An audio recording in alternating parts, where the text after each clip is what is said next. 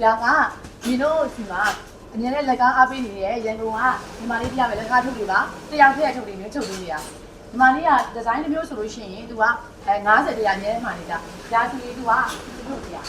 ဒါဆိုရင်သူကတစ်မျိုးတရားနဲ့3ထုတ်မင်းတို့ပို့ပေးမှာပါပေါ့နော်အဲ့ညီမလေးဆိုလို့ရှိရင်သူက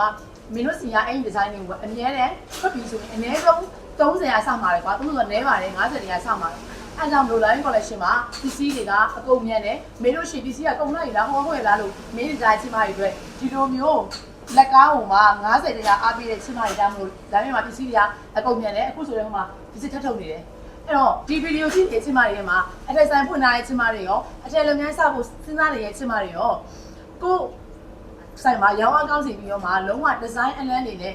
ပစ္စည်းကိုလက်တင်ရောင်းချပြီးအရင်းမမားစီနဲ့ပစ္စည်းတွေမှာယူခြင်းနဲ့ဆိုရင်တော့ဒီလိုမျိုးမှာယူထားတဲ့ချစ်မတွေလိုမျိုး line collection မှာအထည်တွေကိုစိတ်ချစွာမှာယူအားပေးနိုင်ပါပြီရှင်ကျေးဇူးတင်ပါတယ်